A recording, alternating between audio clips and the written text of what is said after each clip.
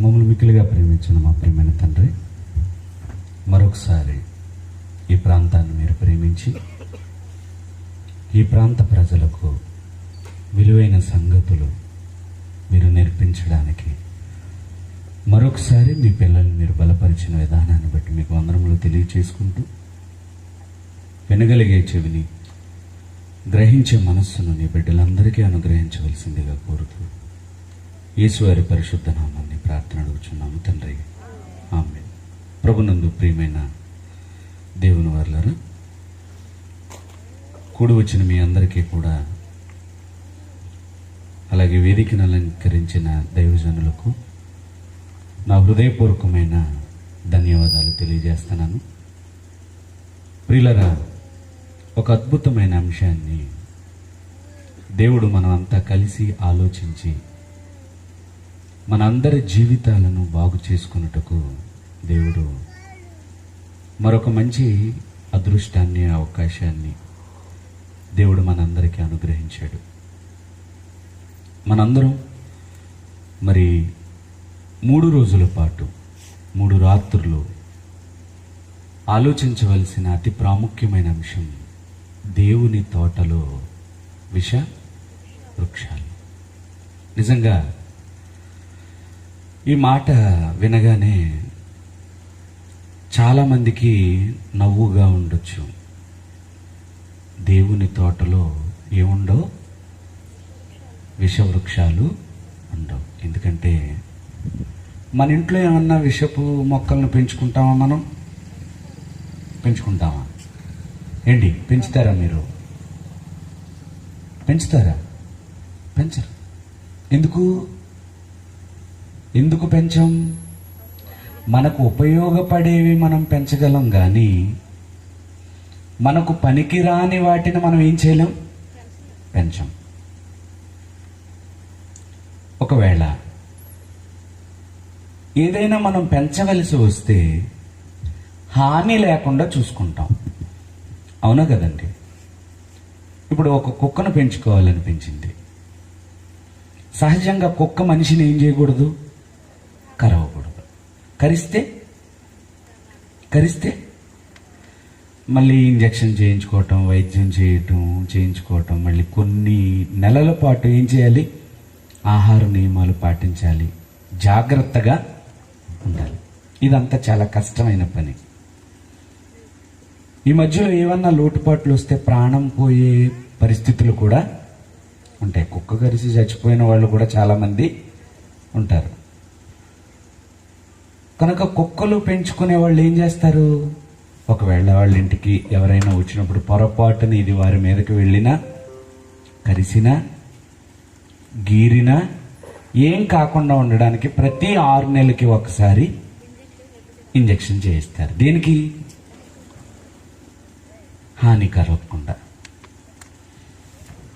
అంటే ఒకవేళ హాని కలిగే ఏమన్నా ఉంటే హాని రాకుండా జాగ్రత్త పడతాం.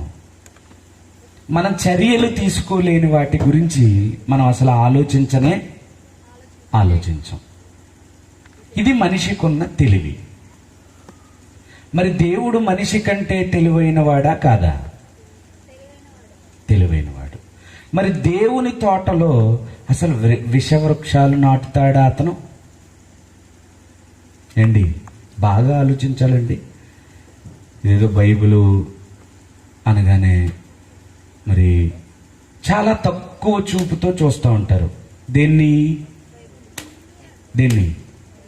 బైబిల్ని. ఎందుకంటే బైబిల్ మీద మనకి చాలా చిన్నపాటి జ్ఞానం అన్నమాట. అందుకే చాలా శాతం, ఎక్కువ శాతం మందికి బైబిల్ మీద సరైన జ్ఞానం లేదు. ఏంటో అలా పైన వెళ్ళిపోతున్నారు అంతే. దేవుణ్ణి నమ్ముకుంటే సరిపోద్ది, ప్రార్థన చేసుకుంటే సరిపోద్ది, భక్తిగా ఉంటే సరిపోద్ది. ఉదయం లేచినప్పుడు ప్రార్థన, పడుకునేటప్పుడు ప్రార్థన, టీ తాగితే ప్రార్థన, టిఫిన్ చేస్తే, అంటే చెయ్యొద్దనేది మా ఉద్దేశం కాదు. ఇదే మన జీవితానికి సరిపోదు అని నేను చెప్తున్నాను. ఇలా ఈ పై విషయాలతో మాత్రమే కాలం గడుపుకుంటూ వెళ్ళిపోయి తెలుసుకోవలసిన సత్యాలను తెలుసుకోకుండానే మనిషి తన జీవిత కాలాన్ని దేవునికి దూరంగా భూమి మీద గడిపేస్తున్నాడండి. అందుకే మేము ఎప్పుడూ కూడా ఎక్కువ శాతం క్రైస్తవ ప్రపంచంలో మీటింగ్ జరిగితే ఏమని ఉంటుందంటే క్రైస్తవ ఉజ్జీవ మహాసభలు అని ఉంటుంది, లేకపోతే సువార్త కూడికలు అని ఉంటాయి, లేకపోతే రాకడ సభలు అని ఉంటాయి, ఏవేవో జనరల్గా. ఇంతకీ వెళుతున్న ప్రజలకు ఒక క్లారిటీ ఉండదు, ముందుగానే ఏం మాట్లాడతారో కూడా తెలీదు. కానీ మా సభల్లో అలా ఉండదండి. మీకేం చెప్పబోతున్నామో ముందుగానే మీకు చెప్పేస్తాం. అంటే అక్కడికి వెళితే ఏదో విషవృక్షాల గురించి మనకు చెప్తారు అని. ఎందుకు ఇలాగ మీ దగ్గరకు ఇలాంటి పాఠాలు చెప్తున్నామంటే, ప్రతి పాఠంలో కూడా మేము పెట్టే ప్రతి టైటిల్ కూడా ఎక్కడ ఉంటుందో తెలుసండి? బైబిల్లో ఉంటుందండి. బైబిల్లో లేనిది ఏది కూడా మీకు చెప్పం, మేము చెప్పలేం. ఎందుకంటే ఆ లైసెన్స్ మాకు బైబిల్ ఇవ్వలేదు. బైబిల్ ఏం చెప్పిందో అది మాత్రమే మీతో మేము చెప్పాలి. బైబిల్ చెప్పలేదనుకోండి, అక్కడ మేము మాట్లాడడానికి కూడా వీలు లేదు. అలాంటి పరిస్థితి. కనుక దేవుని తోటలో విషవృక్షాలు అనగానే అసలు దేవుడికి తోట ఏమైనా ఉందా అనేది మనం ముందు ఆలోచించాలి. ఒక క్రమ పద్ధతిలో చక్కగా పరిశీలనగా యెహోవా గ్రంథమునందు ఆనందించుచు. యెహోవా గ్రంథాన్ని ఎప్పుడు చదవాలి? ఎలా చదవాలి? మనం ఎలా చదువుతాం? అసలు ఎప్పుడు చదువుతాం? ఆనందంగా ఉంటూ. పెళ్లి జరుగుతుంది, 10 మంది కుటుంబ సభ్యులు వచ్చారు, అరే అందరం కూర్చొని బైబిల్ చదువుదాం అన్నాడు అనుకో, ఈయనలంటే ఆయన ఎత్తాడు. ఇప్పుడు కూడా బైబిల్ అయినారా? చూసారా కథ ఎలా అడ్డం తిరిగిందా? ఒక నలుగురు ఆనందించే క్షణాలలో ఏం చదవం మనం? బైబిల్ చదవం. కానీ దేవుడు గ్రంథంలో దేవుడు ఏం రాయించాడు తెలుసా? యెహోవా గ్రంథమును ఏం చేయాలి? చూడండి, కీర్తన గ్రంథము 1వ అధ్యాయము, కీర్తనల గ్రంథం 1వ అధ్యాయం 2వ వచనం. యెహోవా ధర్మశాస్త్రమునందు ఏం చేయాలి నువ్వు? బైబిల్ విప్పగానే నీ ముఖం ఎలా ఉండాలి? ఆనందంతో కళకళలాడిపోతూ ఉండాలి. అప్పుడప్పుడు కొంతమందిని వింటూ ఉంటానండి, కొంతమంది మాట్లాడుతూ ఉంటారు, మమ్మీ నిద్ర రావట్లేదు మమ్మీ అన్నాడు అనుకో, కాసేపు బైబిల్ తీరా అంటే బైబిల్ చదివితే ఏమొస్తుంది? నిద్ర వస్తుందా? చాలామంది కూడా స్టేట్మెంట్ ఇచ్చారు దానికోసం. ఏంటోనండి, బైబిల్ చదువుదామని అలా తీస్తానండి, తీయగానే నిద్ర వచ్చేస్తుందండి. బైబిల్ తీస్తే నిద్ర వచ్చేస్తుంది. నిద్ర రావాలంటే బైబిల్ తీయాలి. చూసారా ఎంత రివర్స్లో నడుస్తుందో? ఇదంతా గేమ్. ఎవరు ఆడిస్తున్నారు తెలుసా? ఇవి మనం ఏం పట్టించుకోం. నిద్ర వచ్చేస్తుంది, మూసేస్తావు, పడుకుంటావు. అసలు నీకు నిద్ర ఎందుకు వస్తుంది అది చదివితే? ఈయనేమంటున్నాడు? యెహోవా ధర్మశాస్త్రమునందు. అసలు నువ్వు ముందు అది విప్పగానే అసలు నీ ముఖం కళకళ్ళ ఆడిపోతూ ఆనందంతో నిండిపోవాలి నీ దేహం అంతా. కానీ మనం బైబిల్ దగ్గరికి ఎప్పుడు వస్తామో తెలుసండి? పరిస్థితులు బాగోలేనప్పుడు దేవుడి దగ్గరకు వస్తాం మనం కదండి. ఏమంటే బాధలో చదివితే ఏమర్థం అవుద్ది చెప్పండి? బాధలో చెబితే ఏమండి, ఈయన తీరని బాధలో ఉన్నాడండి, ఇప్పుడు ఒక ఇంపార్టెంట్ విషయం చెప్దామని వచ్చాను, ఏమైనా అర్థం అవుద్ది అతనికి? ఈరోజు చదువుతున్నాం, భక్తిగా ఉన్నాం అనుకుంటున్నాం. మనిషికి భక్తి ఎప్పుడు వస్తుందో ఆలోచించండి. ఒక మనిషి ప్రార్థనాపరుడు ఎప్పుడైపోతాడో ఆలోచించండి. ఒక మనిషి దేవుని ఎడల మంచి నిష్టగా ఎప్పుడు ఉంటాడు చెప్పండి? పరిస్థితులు అన్నప్పుడు బాగున్నప్పుడు ఉంటాడేట ఎవడన్నా? అప్పుడు దేవుడు ఎవడికి కావాలి? పరిస్థితులన్నీ బాగోగానే బెల్లం ఉంటేనే వస్తాయట. ఏవవి? ఏగలం. అలాగే ఆ ధనం అనే బెల్లం వచ్చిందనుకోండి మన దగ్గరికి, ఎప్పుడు రానోడు కూడా మనతో మాట్లాడుతుంటాడు. ఇప్పుడు మన అంక చూడనోడు కూడా అప్పుడు చూస్తూ ఉంటాడు. ఎందుకు? మనం బెల్లం. ఆ చీమలన్నీ, ఆ ఈగలన్నీ దగ్గరికి. అప్పుడు దేవుడు ఎవరికి అవసరం లేదు. మరి దేవుడు ఎప్పుడు ఏదన్నా చిన్న కష్టం కలిగేటప్పటికి ఆ మోకాళ్ళు వేసేసి ఏడుస్తూ అన్నం తినడం మానేస్తాం, నీళ్లు తాగడం మానేస్తాం, దేవుడా దేవుడా దేవుడా దేవుడా అంటూ ఉంటాం. ఆ బైబిల్ని తీసుకుంటాం, ఏటేటో చదువుతాం, గుండ్లు కత్తేసుకుంటాం, ఏదేదో అనుకుంటాం. ఏం అర్థం అవుద్దండి? కానీ దేవుడు ఏమంటున్నాడు? దేవుని మాటలు నీకు అర్థం కావాలి అంటే యెహోవా గ్రంథమందు ఆనందించుచు. మనకి స్వాతి సపరి వారి పత్రిక ముందెత్తుకుంటే ఆనందం వస్తుంది కదా. మనకు ఆనందం కలగాలంటే ఏం చదవాలి? జోక్స్ జోన్లోకి వెళ్ళాలి. బైబిల్ చదివితే ఎవరికైనా ఆనందం వస్తుందా? కానీ దావీదు గారికి ఏమొస్తుందట? ఆనందం. చాలా సంతోషంగా ఉంటాడట, చాలా ఆనందంగా ఉంటాడట ఆయన. మనకు ఆనందం కలగడానికి స్వాతి సపరి వారపత్రిక దగ్గర పెట్టుకోవాలి. మనం అన్ని ఆనందాలు వాటిలో వెతుక్కుంటాం, ఆనందం లోకంలో వెతుక్కుంటాం, బాధ దేవుడితో పంచుకోవాలనుకుంటాం. అర్థమైందండి? ఆనంద గడియలన్నీ కూడా ఎక్కడ ఎక్కడ ఎక్కడ తగలబెడతాం? అందుకే దేవుడు కూడా ఏమన్నాడు తెలుసా? దుర్దినములు రాకముందే అన్నాడు దేవుడు. దేవుడికి ఎప్పుడు కావాలి నువ్వు? దేవుడి దగ్గరికి ఎప్పుడు రావాలి నువ్వు? దేవుడి గురించి నువ్వు ఎప్పుడు తెలుసుకోవాలి? పళ్ళు ఊడిపోయాక, కళ్ళు కనపడినప్పుడా? చూడండి, ప్రసంగి గ్రంథం 12వ అధ్యాయం. అసలు దేవుడి మాటలు నీకు అర్థం కావాలి అంటే, దేవుడు మనసులో ఉన్న సంగతులు నీకు తెలియాలి అంటే, దేవుడు తోటలో వేసే వృక్షాలు ఏంటండి? తీసి పారేయకండి. దాంట్లో ఉన్న సంగతులన్నిటినీ ఛేదించాలి అంటే బైబిల్పై విపరీతమైన పరిశోధన మనకు అవసరం. మరి పరిశోధన చేసి అంత బాగా ఆలోచించామనుకోండి, తలకాయ పూట వచ్చేస్తుంది. ఇప్పుడు నేను కూడా సర్వీస్ అయిపోతుంటుంది కదండి, అసలు ఏంటిది కొన్ని సందర్భాల్లోనండి రెఫరెన్స్లు దొరకవు, టైటిల్ పుడుతుంది. టైటిల్ పుట్టి రెఫరెన్స్ పుట్టలేదు అనుకోండి, ఎలా ఉంటుంది తెలుసా? అమ్మ మామూలుగా ఉండదట్టి, మీకు తెలీదు. అయ్యగారు కారు వేసుకుని ఏసీలో వచ్చాడు, సూపర్ ఉన్నాడు, మంచి షూట్ వేసాడు అనుకుంటే లోపల చెమటలు వచ్చేస్తున్నాయండి. ఏం చెప్పాలి వీళ్ళకి?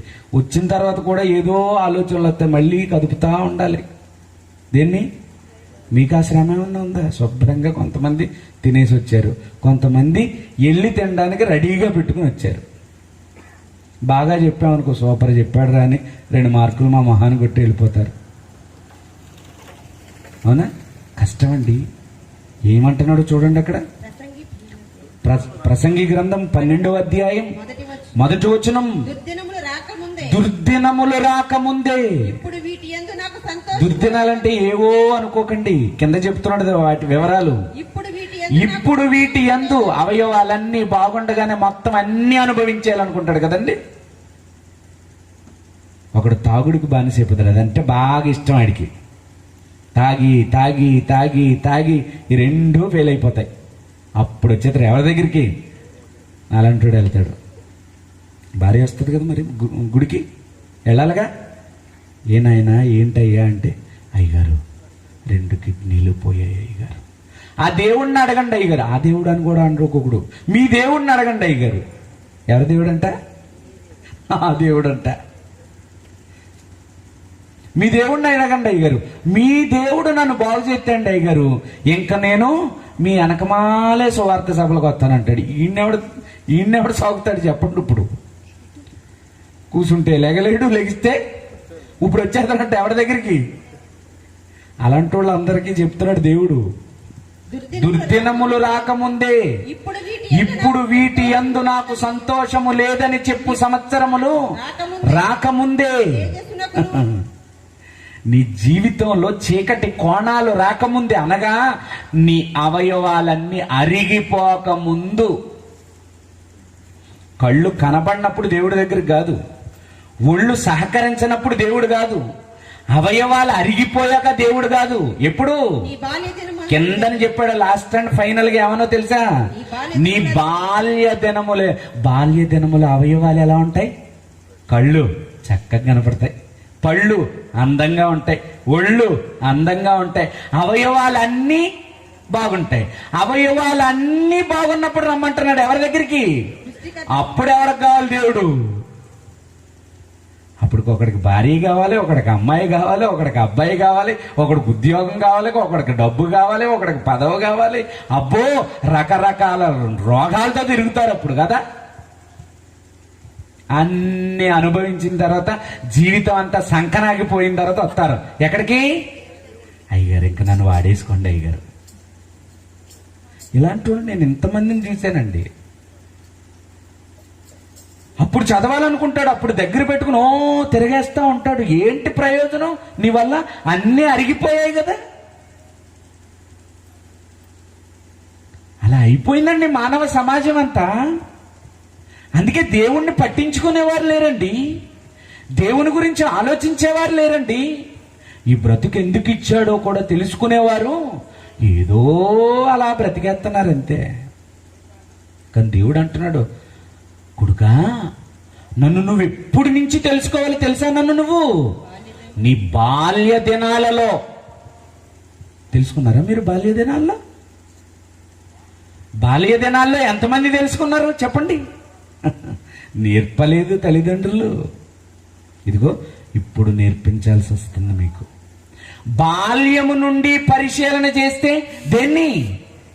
యెహోవా గ్రంథమునందు ఆనందించుచు బాల్య దినములలో దివారాత్రులు పరిశోధిస్తే. ఎప్పుడండి? ఇప్పుడు బాల్య దినములలో దివారాత్రులు ఆనందించుచు యెహోవా గ్రంథాన్ని ఏం చేయాలి? అందులో ఏం రాశాడో మనకు అర్థం అవుతుందండి.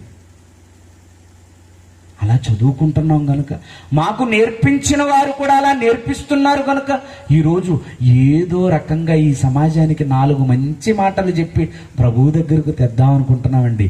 దేన్ని? ఈ సమాజాన్ని. అందుకే ఈ సభలో ఎందుకు ఈ 1000 రూపాయల ఖర్చు? ఈ 1000 రూపాయలు వారి దగ్గరుంటే ఏదో అవసరత తీర్చుకోరండి. డబ్బు ఎవరికి చేయదు చెప్పండి? రూపాయి పడిపోయింది అనుకోండి, ఏమండి ఆర్టీసీ బస్సు ఎక్కితే రూపాయి ఇవ్వాలనుకోండి, ఏం చేస్తాం? పోన్లే కండక్టర్ గారు ఉంచుకుందాం అనుకుంటారా? మీకు తెలియదండి. నాకు ఒక ఆయన తెలిసింది, 2 రూపాయల గురించి ఆర్టీసీ కండక్టర్ మీద కేసు వేసాడండి. ఎన్ని రూపాయల కోసం అండి? 2 రూపాయలు. 3 రూపాయల టికెట్ అట, ఎక్కడికో 3 రూపాయల టికెట్ అట, ఎక్కడో దిగాలి. 5 రూపాయల కాయిన్ ఇచ్చాడు, ఆ బ్యాగ్లో వేసుకున్నాడు, టికెట్ ఇచ్చాడు. పోనీ ఈయన అడగొచ్చు కదా, ఏమండి కండక్టర్ గారు నాకు 2 రూపాయలు వస్తాయండి అని అడగొచ్చు కదా. అడగలేదండి. టికెట్ తీసుకున్నాడు, చూశాడు, వీడి స్టేజ్ వచ్చే వరకు చూశాడు. వీడి స్టేజ్ వచ్చేసినా కానీ వీడికి డబ్బులు ఇవ్వలేదు. బస్ దిగేటప్పుడు కండక్టర్ గారి పేరు అడిగాడు. ఏమంటే మీ పేరు ఏంటంటే ఎవరన్నా చెప్తారు కదండి. అదే టికెట్ మీద పేరు రాసుకున్నాడు. డ్రైవర్ గారి పేరు కూడా అడిగాడు, ఆయన పేరు కూడా రాసుకున్నాడు. ఎక్కడి నుంచి ఎక్కడికి వెళ్తుందో రాసుకున్నాడు. బస్సు నెంబర్ కూడా రాసుకున్నాడు.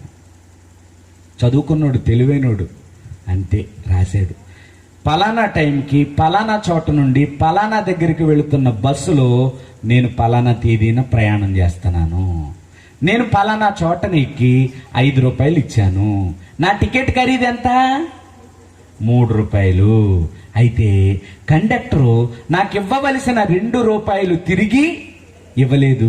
ఈ లెక్కన ఈ బస్సు పలానా చోట నుంచి పలానా చోటకి బయలుదేరేటప్పుడు ఇన్ని 100 మంది ప్రయాణికులు ఎక్కుతూ దిగుతూ ఉంటే ఎంతమంది దగ్గర 2 రూపాయలు చొప్పున చిల్లరితనం ఏం చేస్తున్నాడో, ఒక నెలకి ఎంత అయింది, ఒక సంవత్సరానికి ఎంత అయింది, తన సర్వీసులో ఎంత అయింది, మొత్తం రాసి కేసేసాడండి. ఎవరో ఎంత పరిశోధన అండి దేని మీద? వీడికి 2 రూపాయల మీద అండి. ఈ నా దగ్గరే 2 తీసేసుకుంటున్నాడా? ఇలాంటి వాళ్ళు కంగారులో దిగిపోయే వాళ్ళు ఎంతమంది అంటే, వీడి సర్వీసులో రోజుకి ఇంతమంది దగ్గర ఇన్ని రూపాయలు కలెక్ట్ చేస్తే వీడి సర్వీస్ మొత్తం పూర్తయ్యేటప్పటికి ఎన్ని లక్షల రూపాయలని ఒక నోటీస్ పంపించాడండి కోర్టు నుంచి. డిపో మేనేజరు, కండక్టరు, డ్రైవరు అందరూ వచ్చారండి ఎవరి దగ్గరికి? ఒరే బాబు నీకు నమస్కారం, ఆ కేసు ఏం చేయ నువ్వు? 2 రూపాయల మీద ఎంత శ్రద్ధ అండి, ఎంత రాద్ధాంతం చేశాడండి. 66 పుస్తకాలండి. జీవితం పరలోక ప్రయాణం అవ్వాలండి. జీవితం ఎక్కడికి వెళ్ళాలి? పరలోకం వెళ్ళాలండి. పరలోకం వెళ్ళాలంటే ఎలా వెళుతుందండి? మనం వెళ్ళిపోతామండి. నేనే మార్గం, నేనే సత్యం, నేనే జీవం, నా ద్వారా తప్ప ఎవ్వరూ తండ్రి దగ్గరకు వాక్యం ద్వారానే వెళ్ళాలి. ఏది మనలో వాక్యం? ఆలోచించండి ప్రియమైన దేవుని పిల్లలారా. మిమ్మల్ని అందరినీ బాగు చేయాలి. మీ మనసులను వాక్యంతో నింపాలి. మీ మనసులలో ఉన్న వాక్యము ద్వారా ఒకవేళ ఈ లోకాన్ని విడిచిపెడితే మీరు ఎక్కడికి వెళ్ళిపోవాలి? దేవుని దగ్గరకు వెళ్ళాలి. వెళదాం, మనం ఆలోచిద్దాం. చదువుకున్నాం కదా ఇందాక, ఆదికాండం 2వ అధ్యాయము 8వ వచనం. ఆదికాండం 2వ అధ్యాయము. దేవుడైన యెహోవా తూర్పున ఏదెనులో ఒక తోట వేసి, దేవుడికి ఏముంది? ఒక తోట ఉంది. దేవునికి ఏముందండి? తోట ఉంది. బాగుంది. తోటలో ఏముంటాయి? అసలు తోట ఎలా ఉంటది? తోట బాగుంటుందా బాగోదా అంటే తోట చాలా బాగుంటది. ఎవరి తోట? ఏమండి, ఎవరి తోట? దేవుడి తోట. ఎవరన్నా ఒక మంత్రి గారి ఇంటికి వెళ్ళామనుకోండి, ఆయనకు ఒక గార్డెన్ ఉంటుంది. గార్డెన్ అంటే తోట. ఎలా ఉంటుంది? చాలా బాగుంటుంది. ఎక్కడెక్కడి నుంచో మొక్కలు తెచ్చి పెంచుతూ ఉంటాడు. ఒక మంత్రి గారిదే అంత బాగుంటే, ఒక ముఖ్యమంత్రి గారిదే అంత బాగుంటే, ఒక ప్రధానమంత్రిదే అంత బాగుంటే, అవునా కదండి? ప్రతి వారికి కూడా గార్డెన్స్ ఉంటాయి కదండి. మనకంటే ఉండడానికి, ఇల్లు కట్టుకోవడానికే భూమి లేదు, కానీ వాళ్ళకి ఎకరాలు ఎకరాలు ఎకరాలు ఎకరాలు భూములు, చాలా విలాసవంతమైన జీవితాలు. మనుషులుగా వారికే తోటలున్నాయి. మరి దేవుడైన యెహోవా తూర్పున ఏదెనులో ఒక తోట వేశాడు. అంటే ఆ తోటే ఈ తోట. ఇది ఇదిగో ఈ భూలోకం, ఈ మొక్కలు, ఈ కాయలు, ఈ పళ్ళు, ఈ కాసేవన్నీ కూడా ఎవరివి? ఈ చెట్టులు, చేమలు, ఇవన్నీ ఎవరివండి? మనయా? కలుగుగా కంటే కలిగని. ఇవన్నీ దేవుడు చేసినవే. నిజంగా ఇదంతా దేవుడు చేసి కూడా ఏమన్నాడో తెలుసా? ఒకసారి చూద్దామండి. అంతా చేసాడండి ఆయన సకల సృష్టిని కూడా చేసి, ఆదికాండం 2వ అధ్యాయము 1వ వచనం, 2వ వచనం చదువుకుందామండి. దేవుడు తాను చేసిన తన పని 7వ దినములోగా సంపూర్తి చేసి, తాను చేసిన దాని అంతటిని 7వ దినమున విశ్రమించెను. కాబట్టి దేవుడు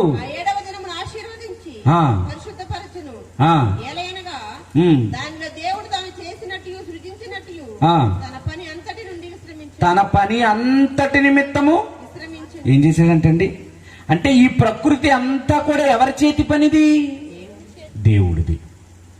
మరి దేవుడు చేసినప్పుడు ఈ తోటలో ఏముండవు? విషవృక్షాలు ఉండవు అని అనుకుంటే చాలా పొరపాటు. దేవుడు కలిగించిన ఈ మహా ప్రకృతిలో కూడా మనకు ఉపయోగపడేవే కాదు. ఏమున్నాయో తెలుసండి? మనకు హాని చేసేవి ఉన్నాయి, మన ప్రాణాలను తీసేసేవి ఉన్నాయి. ఎంతసేపు మీకు జాంకాయ మొక్కలే తెలుసు, పళ్ళుకి అడ్డంగా పెట్టి పర్ర నవలేయడానికి. అవునా? మామిడికాయలే తెలుసు, గుంజంతా లోపల వేసేసుకుంటారు డబ్బాలో. తినడమే తెలుసు, తినేవే తెలుసు మనకి. అక్కడక్కడ తెలుసు జీడిపప్పు బదులు ఇంకో పప్పు ఉంటుందని. ఏ పప్పు అది? గన్నేరు పప్పు. ఉందా? గన్నేరు పప్పు ఎలా ఉంటుంది? జీడిపప్పు లాగా మధురంగా ఉంటుంది. ఎట్టి ఒకసారి మట్టలను వేసుకుని వండుకోండి, ఇంక మీరు వండరు. ఎందుకు? గన్నేరు పప్పు తింటే చచ్చిపోతారు. అంటే అది ఏంటది? విషం. అంటే మన ఆలోచనలకు దొరికేది అదంతా. అంటే ప్రకృతిలో విషపూరితమైన మొక్కలు ఉన్నాయా? ఉంటాయా? ఏమంటే ఈ ప్రకృతిలో విషాన్నిచ్చే మొక్కలు ఉంటాయని మీరు నమ్ముతారా? నమ్మరా? ఇదంతా దేవుడి తోటే. దేవుని తోటలో విషాన్నిచ్చేవి కూడా ఉన్నాయి, విషపూరితమైనవి, నీకు పనికిరానివి, నీకు హాని చేసేవి కూడా ఉన్నాయి. ఎందుకు పెట్టాడు? ఉన్నాయో లేదో చెప్తాను, మీకు చూపిస్తాను ప్రత్యక్షంగా. బైబిల్ చెప్తే మత గ్రంథం అంటారు కదండి. ప్రతిదానికి కూడా ఆధారం ఎక్కడి నుంచి తీసుకురావాలి? మనం ఎక్కడి నుంచి తీసుకురావాలి? ఈ లోక శాస్త్రవేత్తలు చెప్పిన మాటలు కూడా మనం వినాలి. బైబిల్ కంటే శాస్త్రాన్ని నమ్ముతా ఉంటది లోకం. మనం దేవుణ్ణి నమ్ముతాంలేండి. మనం శాస్త్రాన్ని నమ్మం. శాస్త్రానికి మించిన వాడు ఎవరు? దేవుడు. శాస్త్రాలైనా బోర్ల పడిపోతాయి కానీ నా మాటలో ఒక్క సున్నైనను ఒక్క పొల్లైనను తప్పిపోదు. దేవుడు అంత ఖచ్చితంగా చెప్తాడు. దేవుడు కలుగు చేసిన దేవుడు ప్రతిరోజు 6 రోజులు ఈ సృష్టిని చేశాడు. 5 రోజులు సృష్టిని చేశాడు, 6వ రోజున మనిషిని చేశాడు. 5 రోజులు చేసిన ఈ సృష్టి గురించి మొదటి అధ్యాయాన్ని అంతటిని మీరు చదివితే చేయబడిన ప్రతిదాన్ని దేవుడు చూస్తున్నాడంట. చేసిన ప్రతిదీ కూడా ఆయన దృష్టికి ఎలా కనపడుతుంది? చాలా మంచిది, చాలా మంచిది, చాలా మంచిది, చాలా మంచిది. నిజంగా ఎంత చక్కగా చెప్పాడంటేనండి, 31 వచనం అండి, మొదటి అధ్యాయము ఆదికాండం 31 వచనం. దేవుడు తాను చేసినది యావత్తు, మొదటి రోజు చేసిన దాన్ని మొదటి రోజు చేశాడు, చూశాడు. రెండో రోజు చేసిన దాన్ని చేశాడు, చూశాడు. అమ్మ కూడా వంట చేస్తుంది, చేస్తూ చేస్తూ ఏం చేస్తుంది? చూస్తుంది. ఏంటి చూడడం అంటే? ఎలా ఉందని కాదు, రుచి. అవునా? అన్నం కూడా రోజు వండే అన్నమే కదా అని చెప్పేసి మూత పెట్టి వాచేస్తుందా? అన్నం కూడా చూస్తుంది. అమ్మ రోజు వండే అన్నమే కదమ్మా అంటే కుదురుతుందా? కుదురుతుంది. చూడండి, అన్నం చూస్తావు, పప్పు చూస్తావు, కూర చూస్తావు, ప్రతీదీ చూస్తావు, చేస్తావు, చూస్తావు. అలాగే దేవుడు కూడా ఏం చేశాడు తెలుసా?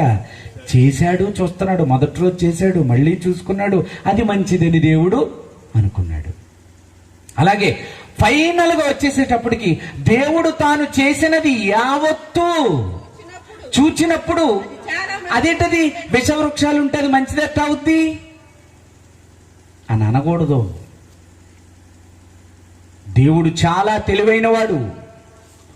ఆ తెలివిని ప్రశ్నించే యోగ్యత ప్రపంచంలో ఎవ్వడికీ లేదు. ఆయన మహా జ్ఞాన సంపన్నుడు. అందులో నీకెన్నో పాఠాలు నేర్పించాలనుకుంటాడు ఆయన. అందుకే ఈ ప్రకృతిని అనుభవించడానికి అలవాటు చేసుకున్నాడే తప్ప ప్రకృతిని చూసి నేర్చుకున్న పాఠాలు లేవు. మొక్కలను చూసి ఏమైనా నేర్చుకున్నావా? జంతువులను చూసి ఏమైనా నేర్చుకున్నావా? రుచిగల పదార్థాలు చూసి ఏమైనా నేర్చుకున్నావా? పరిమళాన్ని వెదజల్లే మొక్కలను చూసి నువ్వేమైనా నేర్చుకున్నావా చెప్పు?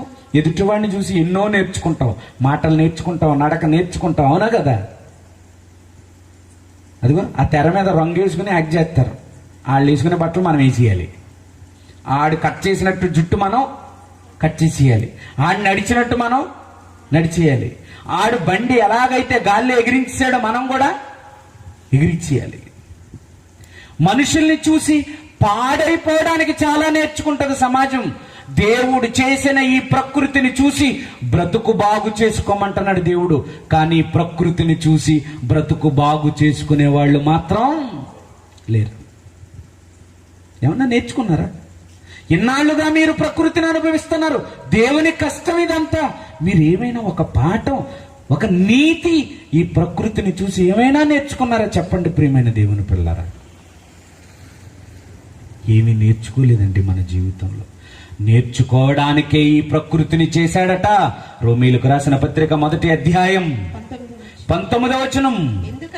ఎందుకనగా దేవునిని గూర్చి తెలియ శక్యమై ఉన్నదేదో అది వారి మధ్య విషదపరిచెను. అది ప్రకృతి ద్వారా విషదపరిచాడట. చూడండి, ప్రకృతి ద్వారా చేయబడిన వస్తువుల ద్వారా ఆలోచింప చేయమంటున్నాడండి నిన్ను. ఆయన దృశ్య లక్షణములు అనగా ఆయన నిత్య శక్తి, దేవత్వమును, జగదుత్పత్తి మొదలుకొని సృష్టింపబడిన వస్తువులను ఆలోచించుట వలన. సృష్టింపబడిన వస్తువులేవి? ఇదిగో ఈ ప్రకృతి. ఈ ప్రకృతిని ఆలోచిస్తే దేవుడి మనస్సు నీకు చాలా బాగా అర్థమైపోద్ది. దేవుడు అర్థమైపోతాడు నీకు. బైబిల్ చదివితేనే కాదు, దేవుని యొక్క లక్షణాలు ఎక్కడ పెట్టాడో తెలుసా? ఆయన అదృశ్య లక్షణములు అనగా ఆయన నిత్య శక్తి, దేవత్వమును, జగదుత్పత్తి మొదలుకొని సృష్టింపబడిన వస్తువులను ఏం చేయండి? ఆలోచించండి. ఆయన చేసిన ఈ ప్రకృతిని ఆలోచించండి. దేవుని తోట, ఇదంతా దేవుని తోట. ఆయన తోట ఎలా ఉంటుందో చూస్తారు ఒకసారి. హెస్కేలు గ్రంథం 28వ అధ్యాయము 13వ వచనం. ఎంత బాగా చేశాడు తెలుసా దేవుడు? హెస్కేలు గ్రంథం 28వ అధ్యాయము 13వ వచనం. దేవుని తోటయగు ఏదేనులో నీ ఉంటివి, మాణిక్యము, గోమేధికము అనుభవించడానికి మాత్రమే కాదు, దీని ద్వారా నువ్వేం నేర్చుకోవాలి? పాఠాలు నేర్చుకోవాలి. దేవుడు చేసిన ఈ మంచి సృష్టిలో, దేవుని తోట అయిన ఈ ప్రశస్తమైన ఈ తోటలో ఏమున్నాయో తెలుసండి? విష విష విష వృక్షాలు. ఏమండి, వేపకాయలు ఎలాగుంటాయి? చేదుగా ఉంటాయి. కాకరకాయలు ఎలాగుంటాయి? చేదుగా ఉంటాయి. అంటే రుచి కలిగినవి ఉన్నాయి, రుచి లేనివి కూడా ఉన్నాయి.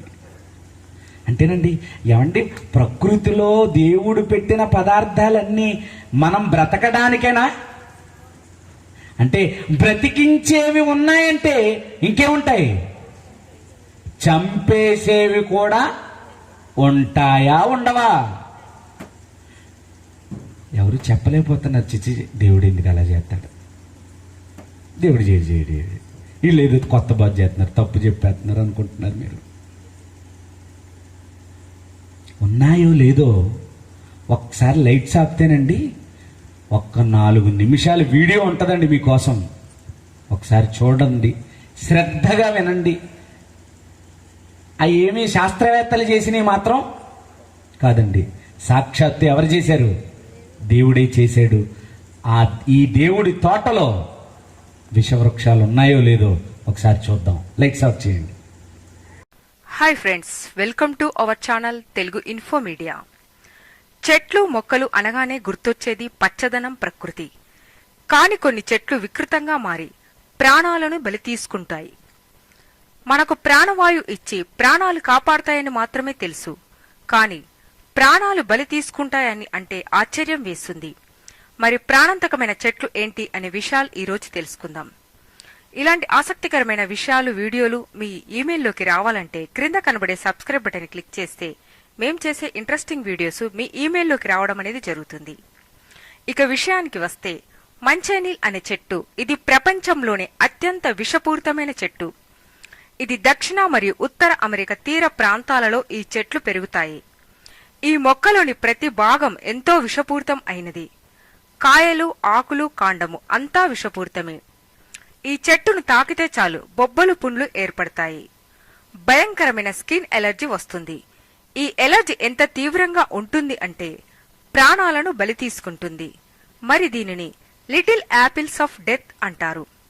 ఈ చెట్టు విషం ఎంత భయంకరమైనది, ప్రమాదకరమైనది అంటే వర్షం కురిసినప్పుడు ఆ చెట్టుపైన పడిన వర్షపు నీటి ఒక్క చుక్క మన మీద పడినా ఇక అంతే సంగతి.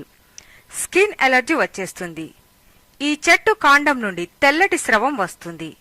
ఆ పాల చుక్కలు క్రింద పడినా లేదా ఏదైనా వెహికల్ మీద పడినా యాసిడిక్ రియాక్షన్ కలిగి ఆ ప్రాంతం బర్న్ అవుతుంది. ఆ సమయంలో వచ్చే పొగ కూడా కళ్ళకి ఎంతో హానిని కలిగిస్తుంది. మరిప్పుడు మరి ఒక ప్రాణాంతకమైన చెట్టు గురించి తెలుసుకుందాం. దీనిని సుసైడ్ ట్రీ అంటారు. సెర్బెరా ఓడలం అంటారు శాస్త్రీయ భాషలో.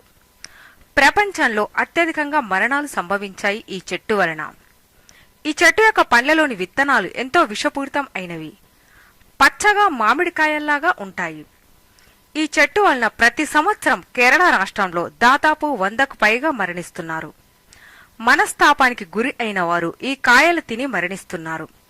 అందుకే దీన్ని సూసైడ్ ట్రీ అన్నారు.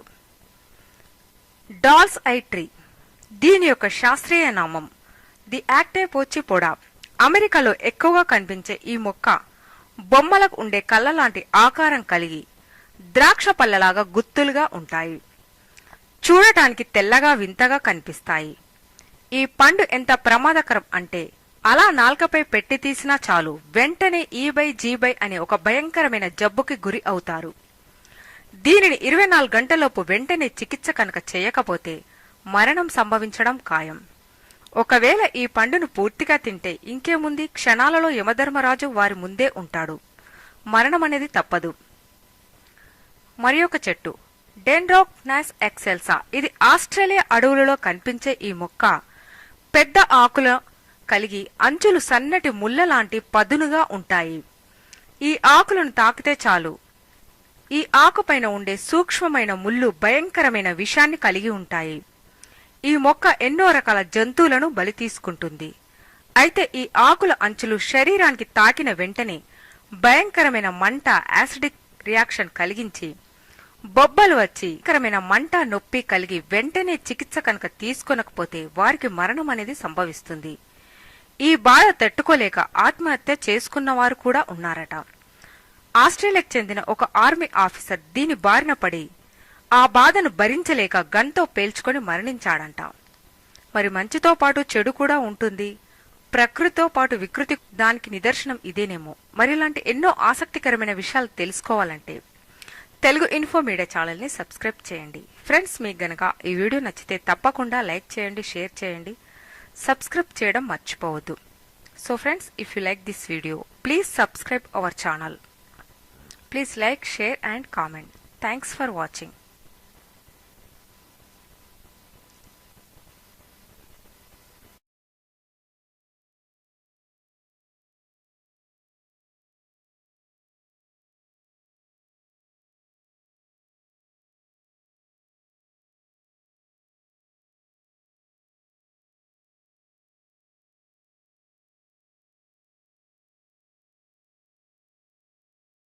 అర్థమైంది మనకి. ఈ సువిశాలమైన ఈ ప్రకృతిలో మన చుట్టూ మనకు అందంగా కనపడుతున్న ఈ చక్కటి తోటలలో ఏమున్నాయి? కొన్ని ప్రదేశాలలో ఏమున్నాయి? ఏమంటే నమ్మరా? అవన్నీ అబద్ధాలు అనుకుంటున్నారా? అవన్నీ అబద్ధం కాదు, నిజం. అంటే మనకు కనబడుతున్న ఈ ప్రకృతిలో ఈ మంచి చింత చెట్టులు, మామిడి చెట్టులు, యాపిల్ చెట్టులు, ద్రాక్ష తోటలు, కొబ్బరికాయలు, వీటితో పాటు కూడా మనకి ఆరోగ్యాన్నిచ్చే పళ్ళుతో పాటు ప్రాణాలను తీసుకునే పళ్ళు కూడా ఉన్నాయి. మన దగ్గరలో కేరళలోనే ఉన్నాయట. ఎవరైనా సూసైడ్ ట్రీ అట, దాని పేరు. ఏం పేరండి? Suicide tree. అంటే నువ్వు కేరళలో అక్కడికి వెళ్ళి ఆ పండు తెచ్చుకుని శుభ్రంగా తినేసావు అనుకో, గ్యాస్ బళ్ళలు వేసుకోవాల్సినదే. ఏమంటే లీటర్ ఏంటిది చేనికి కొట్టేసే మందులేవి నువ్వు తాగవసరం లేదు. ఏం వేసుకుంటే చాలు ఆ సూసైడ్ ట్రీ. మళ్ళీ ఆ పండు ఎలా ఉంటుందట? మామిడి పండులా ఉంటుందట. చూసారు కదా, మీ కళ్ళ ముందే కళ్ళకే చూపించాం. అంటే దేవుడు కలగజేసిన ఈ మంచి ప్రకృతిలో మనకి ఆరోగ్యాన్ని ఇచ్చే వాటితో పాటు, మన ప్రాణాలని నిలబెట్టి వాటితో పాటు, మన ప్రాణాలను తీసే పళ్ళు కూడా ఉన్నాయి. అంటే దేవుడు చేసిన ఈ మంచి ప్రకృతిలో విషాన్ని చిమ్మే చెట్లు కూడా ఉన్నట్టుగా మనకు అర్థమైపోయింది. అయితే ఉంటే ఏంటండి పాస్టర్ గారు, మాకు మేము వెళ్ళంగా, మేము కోసుకోంగా, మేము తినంగా అనుకుంటారు. బాగుంది. నేను ఇంతకీ ఈ 3 రోజులు మీతో మాట్లాడుకోవాలనుకుంటున్న ఆ విషవృక్షాలు ఇవి మాత్రం కాదు. కేవలం ఎంతసేపు మీకు అవెందుకు చూపించానో తెలుసా? ఈ మంచి తోటలో అవి కూడా ఉంటాయి అని మీకు చెప్పటానికి. ఇంతకీ దేవుడి దృష్టిలో ఈ తోట శాశ్వతమైన తోటేమీ కాదు. ఆయనకి ఒక అద్భుతమైన తోట ఉంది. ఇది దేవుడి తోటే, కానీ ఆయన అనుకున్న వారి కోసం ఇది చేశాడు. ఇది ప్రాముఖ్యమైనది కాదు. ఒకప్పుడు తండ్రి తన కుమారుణ్ణి మధ్యాకాశానికి పంపించే రోజు ఈ తోటంతా ఏమైపోద్దో తెలుసా? భూమి మీద ఉన్న ఈ తోట ఏమైపోద్ది? కాలిపోద్ది. భూమియు దాని కృత్యములు కాలిపోవును. ఇదంతా కాలిపోద్ది. కాలిపోయే ఈ ప్రకృతి గురించి, ఈ ప్రకృతిలో, కాలిపోయే ప్రకృతిలో విషపూరితమైనవి ఉంటే నాకేంటి, మంచివి ఉంటే నాకేంటి? దేవుడికి కూడా అవసరంలే. కానీ ఆ విషపూరితమైనవి ఎందుకు పెట్టాడో తెలుసా? ఇంకొక మంచి పాఠాన్ని నీకు నేర్పించడానికి ఈ విషపూరితమైనవి పెట్టాడు. ఇంకోటి ఏంటో తెలుసా? వెళ్దాం ఒకసారి. దేవుడుకున్న అసలు తోట వేశాడు. ఎక్కడ? తూర్పున ఏదేనులో ఒక తోట. ఆ తరువాత అంతకంటే సజీవమైన తోట ఒకటి వేశాడు ఆయన. చూద్దాం, వెళదాం. యెషయా గ్రంథం 5వ అధ్యాయము 1వ వచనం నుండి. ఎంతైందండి టైము? ముగించేస్తానండి త్వరలోనే, ఎందుకంటే రేపు ఎల్లుండి కూడా మనం మాట్లాడుకోవాలి. నా ప్రియుని గూర్చి పాడేదను వినుడి, అతని ద్రాక్ష తోటను బట్టి నాకిష్టుడైన వానిని గూర్చి పాడేదను వినుడి. సత్తువ భూమి గల కొండ మీద. ఏమంటే అదంతా చదువుకోవాలంటే మనకు టైం అయిపోద్ది. అసలు తోట ఏంటనేది షార్ట్ కట్ లో వెళ్ళిపోదాం మనం. ఎక్కడికి? 7వ వచనం దగ్గరికి వెళ్ళిపోదాం. ఇశ్రాయేలు వంశము. ఇశ్రాయేలీలు అంటే ఎవరు? ఏమన్నా జామ తోట? ఏమన్నా అరటి తోట? ఇది ఏమన్నా మామిడి తోట? మనుష్య జాతికి చెందిన వారు, మనుషులు. ఇశ్రాయేలీలు అనగా ఎవరు? మనుషులు. ఇశ్రాయేలీలు ఇశ్రాయేలు వంశము. సైన్యములకు అధిపతియగు యెహోవా ద్రాక్ష తోట. యోధా మనుషులు, ఆయనకిష్టమైన వనము. దేవుడు ఏదేనులో చేసిన తోట ఉంది చూశారు? అది ఎవరి కోసమో తెలుసా? మన కోసం. ఇప్పుడు సత్తువ భూమి గల కొండ మీద నాకు ఒక తోట ఉందన్నారు చూశారు? ఆ తోట ఎవరికో తెలుసా? దేవుడికి. చాలా డిఫరెన్స్ ఉంటది ఈ రెండిటికి. ఏదేనులో చేయబడిన తోట, లేకపోతే 6 దినాలు కష్టపడి దేవుడు మనుషుల కోసం ఏర్పాటు చేసిన కష్టపడిన ఈ తోట ఎవరి కోసం? మన కోసం. దేవుడు మన కోసం చేసిన దాంట్లో ఏమున్నాయి? విషపూరితమైనవి కూడా ఉన్నాయి. కానీ ఇక్కడ ఈ యెషయా గ్రంథం 5వ అధ్యాయంలో మొత్తం టోటల్ గా దేవుడు మాట్లాడుతున్న తోట ఉంది చూశారు? ఆ తోటను పెంచటం కొరకు, ఆ తోటను నిర్మించటం కొరకు, ఆ తోటను పండించటం కొరకు ఆయన పడిన కష్టం ధారపోసానని చెప్తున్నాడు చూశారు? ఆ తోట ఇవో పళ్ళు, కాయలు, ఫలాలు కాదు. ఆ తోట ఎవరు? మనుషులు. మనుషులంటే ఎవరు? మనమే. దేవుడుకు వనం ఉందా? యోధా మనుషులు ఆయనకిష్టమైన వనము. అంటే దేవుని తోటేంటి? మనమే.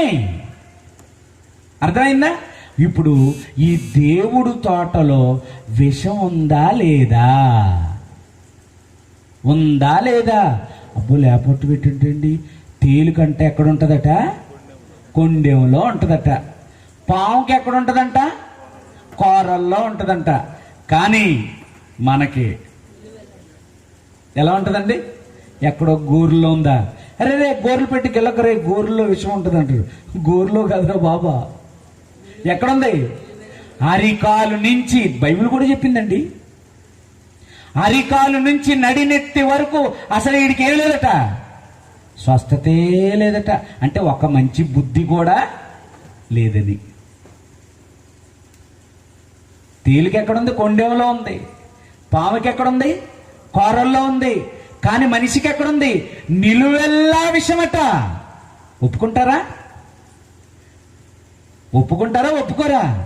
మీరు ఒప్పుకోకపోతే నేను ఓ చోటకి తీసుకెళ్తాను మిమ్మల్ని. చెప్పాలి కదా, వాక్యం చూపించాలి కదా. చూద్దాం.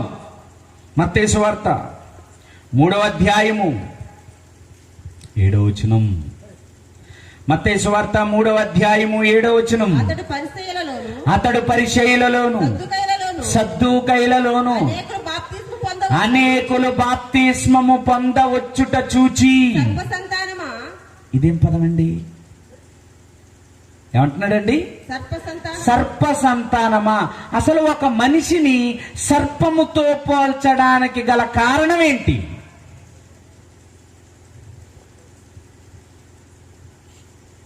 పాములు ఏముంటది? విషం. అంటే సర్ప సంతానమా అన్నాడంటే అర్థం ఏంటి? ఏమండి ఇది కూడా అక్కడికి వచ్చి ఏం పోసింది వీళ్ళకి? ఏం పోసింది? విషం కక్కింది, విషాన్ని పోసింది. ఇది నిజమా అనే మాటతో టోటల్ గా వారి అందమైన జీవితాన్ని ఏం చేసింది? పాడు చేసేసింది. ఇక్కడ ఏమంటున్నాడు తెలుసా? సర్ప సంతానమా. విషం అంటున్నాడు మనల్ని. సర్పం అనగానే, పాము అనగానే, పాము వస్తుందంటే ఎందుకు భయపడుతూ ఉంటాం? కరుస్తుంది. కరిస్తే ఏమైపోతాం? విషం ఎక్కుతుంది. విషం ఎక్కిపోతే ఏమైపోతాం? చచ్చిపోతాం. చంపేస్తుంది మనల్ని పాము. విషపూరితమైనది కనుక అలాంటి విషం జోలికి మనం ఏం చేయకూడదు? వెళ్ళకూడదు. పిల్లల్ని సర్పాలతో పోలుస్తున్నాడంటే పిల్లలు విషపూరితంగా మారిపోయారా? పిల్లలు ఎలా మారిపోయారు? పిల్లలు ఎలా మారిపోయారు? విషాన్ని చిమ్మేవారిగా మారిపోయారు. ఈ ప్రపంచంలో మొక్కలలో కొన్ని ఎలాగైతే విషపూరితమైనవిగా మారి వాటి నుంచి నీళ్లు వర్షం పడి ఆకుల మీద, ఆ వర్షపు నీళ్లు ఆకుల మీద పడితేనట, ఆ ఆకుల మీద పడిన నీళ్లు చర్మం మీద పడితే ఏమైపోతాయట? చచ్చిపోతారా? కారు మీద పడితేనట పెయింట్ పోద్దటండి. అంత విషమా? కొన్ని చెట్ల దగ్గర అయితే దాని దగ్గర నుంచుని ఆ శ్వాస కూడా ఏం చేయకూడదట? పీల్చకూడదట. ఎంత విషపూరితమైన ఉన్నవా? అవును. ఇవన్నీ ఎందుకు పెట్టానో తెలుసా? ఇదిగో నేను మీకోసం చేసిన తోటలో ఎలాగైతే విషపూరితమైనవి, మీకు హాని చేసే మొక్కలు ఎలాగైతే ఉన్నాయో, నా కోసం చేసుకున్నానే తోట, మనుషులు అనే తోట, మనుషులు అనే వనం, ఈ మనుష్య జాతిలో కూడా హాని కలిగించేవి, చంపేసేవి ఉన్నాయి. విషపూరితమైన మనుష్యులున్నారు. లేరా? చూడండి ఏమంటున్నాడు యోహాను సువార్త 8వ అధ్యాయము 44వ వచనం. యోహాను సువార్త 8వ అధ్యాయము 44వ వచనం. మీరు మీ తండ్రి యొక్క అపవాది సంబంధులు. తోట ఎలా అయిపోయింది? ఎవరి తోట ఎలా మారిపోయింది? తోటలోకి ఎలాంటి వృక్షాలు మొలిచాయి? అవునా కదండి? రైతు చేను ఊడ్చేటప్పుడే, దాన్ని దున్నుతున్నప్పుడే కలుపు మందు వేస్తారండి. ఈ మధ్య కలుపు ఎక్కడి నుంచి వచ్చింది? నువ్వు చక్కగా వరి విత్తనాలనే కదా విత్తావు, మరి చుట్టూ పిచ్చి మొక్కలు ఎలా వచ్చేస్తాయి. దేని సారాన్ని లాగటానికి? శ్రేష్టమైన దాని సారాన్ని. ఫలించే దాని ప్రక్కన ఏముంటదట? ఫలించనిది, పనికి రానిది ఉంటది. శ్రేష్టమైన ద్రాక్షావల్లిగా నాటాడటండి. ఇర్మియా గ్రంథం 2వ అధ్యాయము 21వ వచనం. ఇర్మియా గ్రంథము 2వ అధ్యాయము 21వ వచనం. శ్రేష్టమైన ద్రాక్షావల్లి వంటి దానిగా నేను నిన్ను నాటి తిని. ఈ తోట ఎలా తోటేశాడు తెలుసా? యోధా వనాన్ని, ఇశ్రాయేలీయు అనే ద్రాక్ష తోటని దేవుడు ఎలా నాటాడో తెలుసా? విషపూరితమైన మొక్కలుగా చేయలేదండి. మనం తెలుసుకోవడానికైనా ప్రకృతిలో విషపూరితమైనవి పెట్టాడేమో గాని మనకి జ్ఞానాన్ని కలిగించడానికి, మనకి జాగ్రత్తను నేర్పించడానికి, తాను ఏమైనా సృష్టించగలడు అని చెప్పడానికి విషపూరితమైన మొక్కలనైనా చేశాడేమో గాని ఈ మనుష్య జాతిలో విషము అనేది లేకుండా చేశాడండి. శ్రేష్టమైన వారిగా పుట్టించాడటండి. ఆయన ఈ మనల్ని బాగా తయారు చేయటం కొరకు మంచి వనముగా, శ్రేష్టమైన వనముగా, మంచి వృక్షముగా చేశాడటండి. మనల్ని ఎలా ఏమంటున్నాడు చూడండి. ఇర్మియా గ్రంథం 5వ అధ్యాయము 2వ అధ్యాయం 21వ వచనం. శ్రేష్టమైన ద్రాక్షావల్లి వంటి దానిగా, శ్రేష్టమైన ద్రాక్షావల్లి వంటి దానిగా నేను నిన్ను నాటి తిని. కేవలం కేవలం నిక్కం అంటే ఏంటి? ఖచ్చితం. నిజంగా మనందరి పుట్టుకలో ఎలాంటి దోషము కూడా లేదండి, ఎలాంటి పాపము కూడా లేదండి, ఎలాంటి అపవిత్రము కూడా లేదండి. ప్రసంగి గ్రంథం 7వ అధ్యాయము 29వ వచనంలో చెబుతున్నాడు. చూడండి ఒకసారి ఏమంటున్నాడు. ఆయన తోట గురించి, ఆయన వేసిన వనం గురించి ఏమంటున్నాడు చూడండి. ఇది ఒకటి మాత్రము నేను కనుగొంటిని, అదేమనగా దేవుడు నరులను యథార్థవంతులుగా. ఆయన తోటలో ఉన్న ప్రతి మొక్క ఎలా ఉండాలనుకున్నాడో తెలుసా? అసలు తోటకి ప్రారంభానికి వెళ్ళిపోయామనుకోండి, ఒకవేళ తోటే వేయక ముందు తోట ప్రారంభానికి వెళ్ళిపోయామనుకోండి, ఆ తోట అంతా ఎలా ఉండాలనుకున్నాడో తెలుసా అండి? అసలు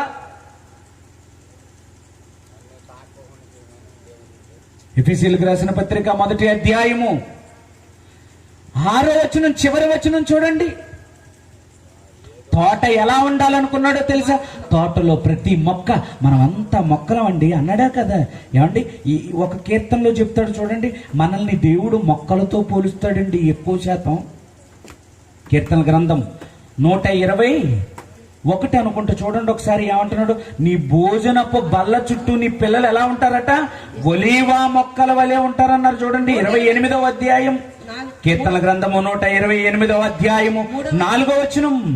నీ లోగిట నీ భార్య ఫలించు ద్రాక్షావల్లే వలె ఉండును, నీ భోజనపు బల్ల చుట్టూ. ఏమండి, మనుషులను దేంతో పోలుస్తున్నాడు దేవుడు? మొక్కలతోటి. అందుకే మనం పెట్టాం టైటిల్, దేవుని తోటలో విష వృక్షాలు. విష వృక్షాలు అనగానే ఎవరో అనుకోకండి, ఏ చెట్లు అనుకోకండి. చెట్లు ఎలాగా చేశాడు, కానీ నిన్ను నన్ను కూడా ఒక మొక్కగా చూస్తున్నాడు. మొక్కగా ఎందుకు చేశాడో తెలుసా? ఒక మొక్కను నాటితే, పూల మొక్కను నాటావా, ఎందరికో మంచి వాసన ఇస్తుంది.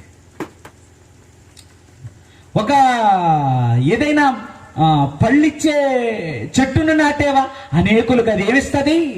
పళ్ళిస్తుంది. అంటే ఒక కాయ కాసేది కానీ, ఒక పువ్వు కాసేది కానీ అనేకులకి ఏం చేస్తుంది? ఏమండి, మన ఇంటికాడ ఒక చిక్కుడు పాది వేసుకుంటామండి, మనమే వండుకుని తినేస్తామా అంతసేపు? ఏమంటాం? కొనుక్కో వస్తామండి. ఏంటి, తోట వేసుకున్నామండి, ఇవ్వండి 4 కాయలు. ఆఖరికి ఒక వంకాయ చెట్టే ఉండనివ్వండి, ప్రేమ కలిగిన వాళ్ళు ఏం చేస్తారో తెలుసా? 2 వంకాయలన్నా పట్టుకెళ్ళిస్తారండి. ఒకటే వేసామండి, మేము 4 ఉంచుకున్నామండి, మీకు 2 ఎందుకు? తోట తోట మొక్క, తోట మొక్క, తోట మొక్క. ఎందుకంటున్నాడు తెలుసా? నువ్వు అనేకులకు ఉపయోగపడాలి, నువ్వు అనేకులకు ఉపయోగపడాలి, అనేకులు ఆనందించేవాడిగా నువ్వు ఉండాలి. ఒక బొమ్మగా చేయలేదు నిన్ను, ఒక స్టాట్యూగా చేయలేదు నువ్వు, పనికి రాని దానిగా నిన్ను సృష్టించలేదు, పనికి రానివాడిగా నిన్ను సృష్టించలేదు. ఉపయోగపడాలి, తనకు ఉపయోగపడాలి. నువ్వు వేసుకున్న చెట్టు నీకు ఉపయోగపడాలి, అనేకులకు ఏమవ్వాలి? అది ఉపయోగపడాలి. ఒక బొబ్బాయి చెట్టు మొలుస్తుంది, మనం పెంచకుండానే వస్తుంది, అన్నీ మనమే తినేస్తుంటావా? చెప్పండి, తినేసేవాళ్ళు కూడా ఉంటారులేండి. చెప్పాను కదా మీకు ఒకసారి, మా ఇంటి పక్కన ఒక ఆవిడ ఉంటుంది. 2 రోజులకు ఒకసారి అలా డ్రైనేజీలోకి చూసామనుకోండి, పళ్ళు, కాయలు, ఆహార పదార్థాలు వెళ్తూ ఉంటాయి. దాంట్లో అటు ఇటు చూస్తుంది, టక్క నుంచి వెళ్ళిపోద్ది లోపలికి. అలా డ్రైనేజీలో పడేసే బదులు 4 పెట్టుకోవచ్చు కదా. వీళ్ళు పెట్టే బ్యాచ్ కదండి వీళ్ళు. వీళ్ళే తినాలి. వీళ్ళు తినలేకపోతే అవి పట్టుకెళ్ళి ఏం చేస్తారు? ఎందుకు పనికిరాని జీవితాలు అవి.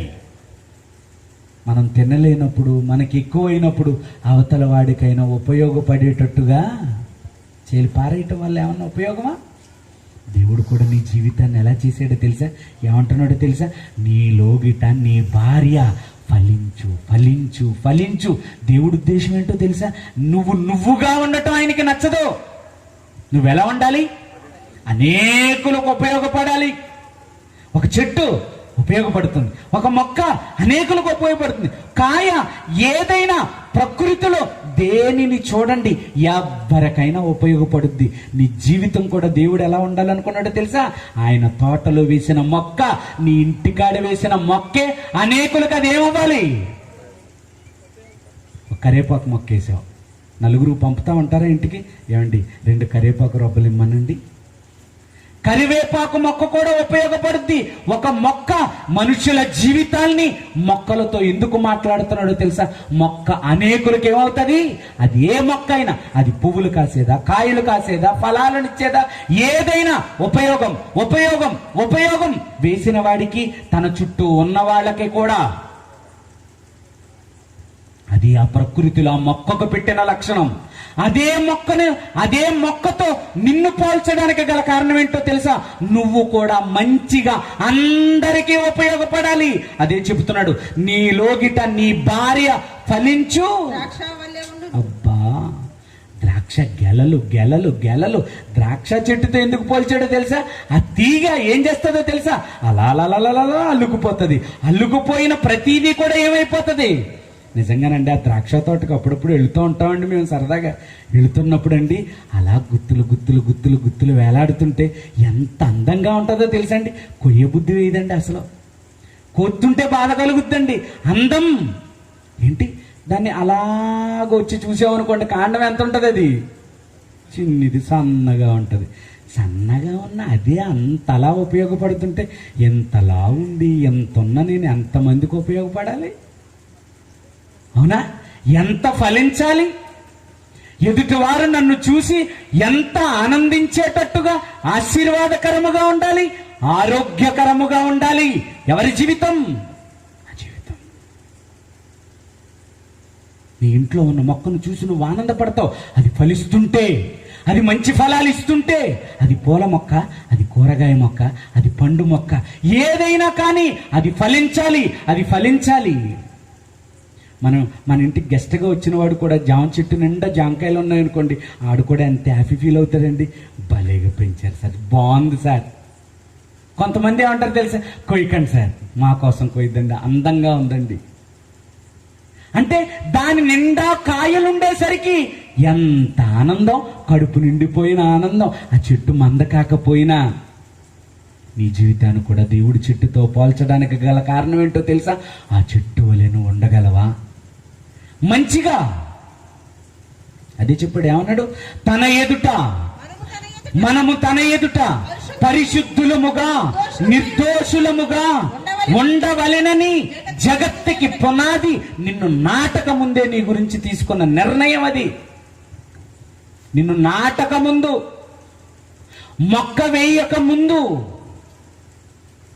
మొక్కలు కావాలి అన్న రోజు ఆయన తీసుకున్న నిర్ణయం, నా మొక్కలు ఇలా ఉండాలి, పరిశుద్ధముగా నిర్దోషముగా. ఆయన తోట బాగుండాలి అనుకుంటున్నాడండి ఆయన, కానీ ఆయన తోట పాడైపోయింది. ప్రియమైన దేవుని పిల్లలారా, ఈ తోట వల్ల కొందరికే నిష్ప్రయోజనం, కొందరికే అపాయం. కానీ ఈరోజు ఈ మనుష్య జాతి అనే దేవుని తోట వల్ల దేవుడికి తీరని బాధ, తీరని వ్యధ. మన మొక్క పండకపోతే మనకెంత బాధ, మన చెట్టు కాయకపోతే మనకెంత బాధ. కానీ ఈరోజు దేవుని మొక్కలు ఏమైపోతున్నాయో తెలుసా? విషపూరితంగా మారిపోయాయి. కానీ దాని ప్రారంభం అది కాదు. దానిని దేవుడు నాటాలి అనుకున్నప్పుడు దేవుని మనసు అది కాదు. ఆయన మనసు ఏంటో తెలుసా? నా మొక్కలు పరిశుద్ధముగా నిర్దోషముగా ఉన్నాయా మొక్కలు? పరిశుద్ధమైన మొక్క వలె ఉన్నాయా? పరిశుద్ధమైన జీవితాలు ఉన్నాయా మనుషులకి? నిర్దోషముగా ఉన్నారా మనుషులు భూమి మీద? ప్రియమైన దేవుని పిల్లలారా, ఆ తోట వేసిన కొన్నాళ్లకే, ఆ తోటను వేసి ఆ తోటను సేద్యపరుచున్న కొన్నాళ్లకే ఆ తోట యజమానుడైన దేవుడు ఆ తోట గురించి చెప్పిన మాట ఏంటో తెలుసా? ఆదికాండం 6వ అధ్యాయం 5వ వచనం. ఆదికాండము 6వ అధ్యాయము 5వ వచనం.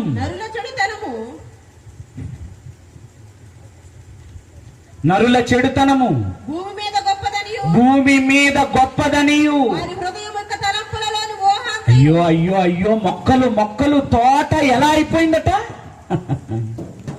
దేవుని తోట అండి ఇది.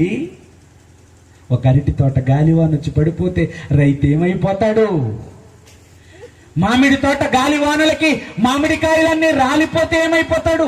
పురుగు పడితే, చీడ పడితే, తోటకి వ్యాధి సోకకుండా చూసుకుంటాడు.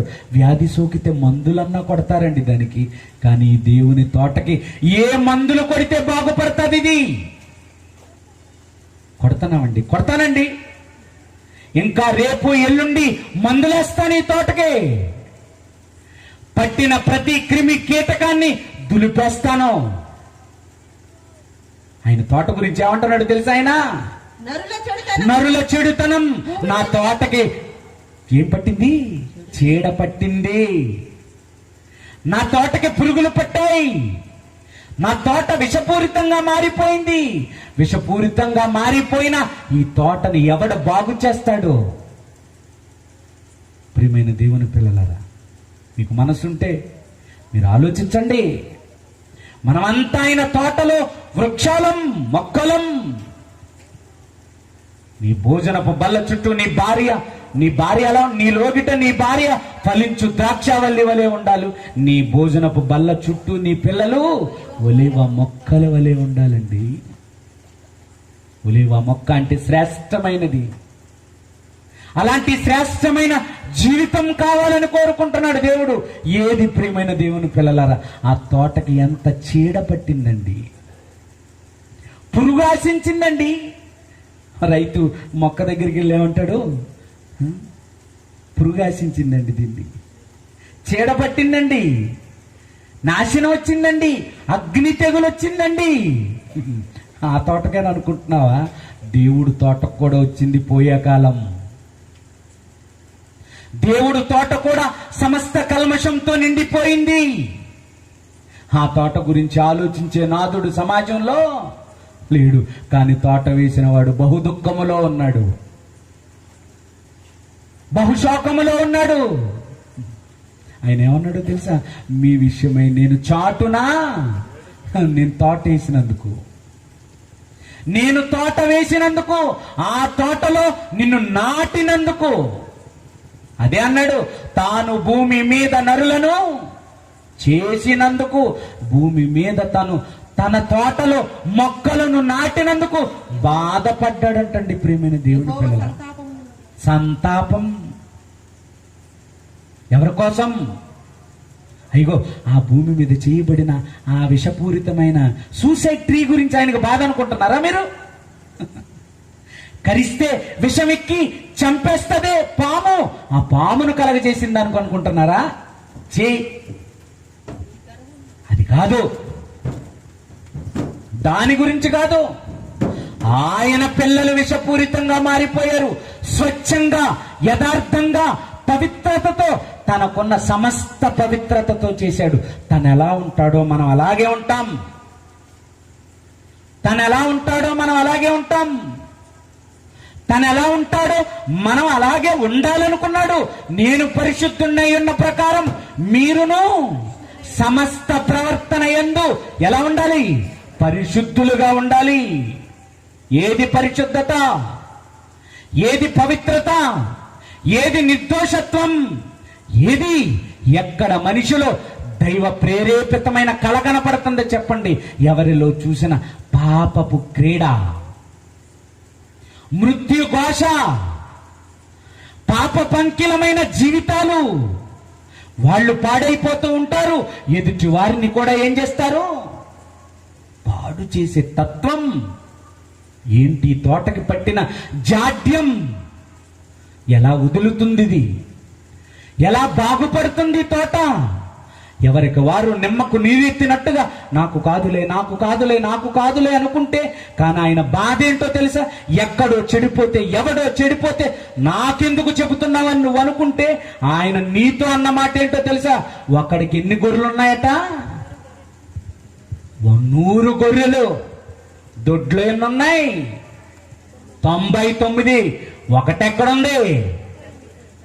అది కావాలి ఆయనకి. నువ్వు వచ్చేసావా, నువ్వు రక్షింపబడిపోయావా, నువ్వు స్తుతులు అర్పించేస్తున్నావా? కాదు. నువ్వు లోపలికి వచ్చిన 99 అయితే 100ది ఎక్కడుంది? ఇదిగో ఈ విషవృక్షముగా మారిపోయింది, పాప పంకిలంగా మారిపోయింది, దైవ భయము లేనిదిగా మారిపోయింది. దానివల్ల దేవునికి బాధ వచ్చేటట్టుగా చేస్తుంది. దాన్ని బాగు చేయొద్దా? దాన్ని కాపాడొద్దా? దాని విషయాన్ని అంతటినీ తీసి దాంట్లో దేవుడు కోరుకున్న తత్వాన్ని నింపొద్దా? బాధపడుతున్నాడండి. మీరు మీ తండ్రి యగు అపవాది సంబంధులు, మీరును మీ తండ్రిలాగే వాడి దురాశలను మీరు అన్నాడండి. ఇది యోహాను సువార్త 8వ అధ్యాయము 44వ వచనంలో, మీరు మీ తండ్రి యొక్క అపవాది సంబంధులు, మీరు మీ తండ్రి యొక్క అపవాది సంబంధులు. వాడు విషం, మీరు విషం. వాడు విషం కట్టాడు, విషం కక్కాడు. ఎప్పుడు? ఆది దంపతుల దగ్గరకు వెళ్ళి వాడు విషపు కోరల్లో వాళ్ళని చిక్కించుకున్నాడు. ఎక్కడున్నట్టండి? వాళ్ళ నాన్న ప్రతిరోజు కూడానట ఈ పాములకి విషం ఉంటుంది చూశారు, ఆ విషాన్ని ఎక్కించేవాడట. ఎవరికి? ఇప్పుడు ఆడికి ఎన్ని పాములు కరిచేసినా ఆడికి ఏమవదట? విషం ఎక్కదట. కానీ ఆడెవడన్నా గిల్లుడు అనుకోండి, చచ్చిపోతారట. పాములు పట్టుకునేవాడు అంటారు నాన్న, నా కొడుకు పాములు కరిచినా ఏమవ్వకూడదు, చచ్చిపోకూడదు. ఏమెక్కించాడు వాడికి? విషం. ఇప్పుడు ఈయన పాములు కరిస్తే ఏమవ్వవు, ఈడే ఏం చేస్తాడు? అవతలుడు చంపేస్తాడు. చైతన్య గడి క్యారెక్టర్ కూడా అదే. ఆడికి ఏమవ్వదు, ఆడిని మనమేం చేయలేం. ఆడు మనల్ని ఏమైనా చేస్తాడు, చేశాడు ఆది దంపతులను. ఇప్పటికే ఈ మానవ సమాజాన్ని, ఆయన తోటను విషాన్ని చిమ్మి మార్చేస్తున్నాడండి మనుషులందరినీ. ఆ దేవుని కంట ఏమి రప్పిస్తున్నాడో తెలుసా? బాధ. ఎందుకు బాధ అనుకుంటున్నావా ఆయనకి నువ్వు?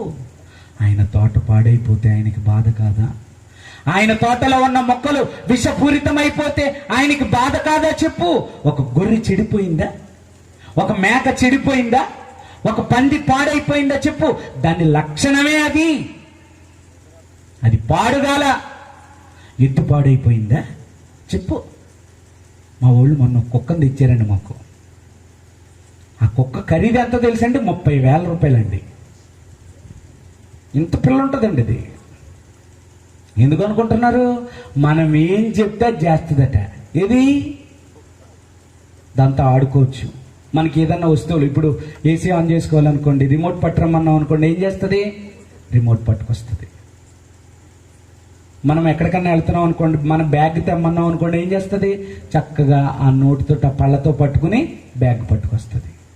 ఇంట్లో ఉన్నవాళ్ళు చీపురు పట్టరమన్నారు అనుకోండి, ఏం చేస్తుంది? చీపురు పట్టుకొస్తుంది. అన్నీ ఇస్తుందట. మన బుద్ధులు వస్తున్నాయి దానికి, మనిషికి.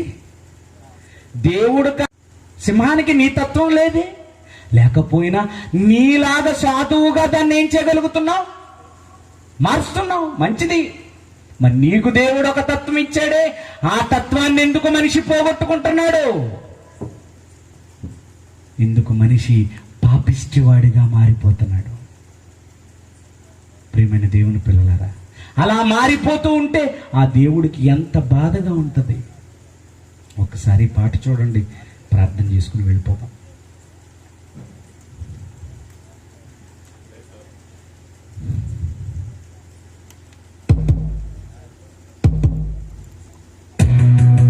ప్రియమైన దేవుని వాళ్ళారా, మరి ఈ తోట విషపూరితంగా మారిపోతే తన అడుగుజాడల నుండి తప్పిపోయి వేరైపోయి తన కంట కన్నీరు రప్పిస్తుంటే ఏ తండ్రికి బాధ ఉండదు చెప్పండి? ఈ సమాజం ఎలా విషపూరితంగా మారిపోయి ఆయనను బాధ పెడుతుందో, బాగుపడాలంటే ఏం చేయాలో రేపు నేర్చుకుందాం, ప్రార్థన చేసుకుందాం. ప్రియమైన తండ్రి, మీరు ఇచ్చిన మంచి అవకాశాన్ని బట్టి వందనాలు. మీ ప్రియమైన పిల్లలకు మీ మాటలు నేర్పిస్తున్నాం తండ్రి.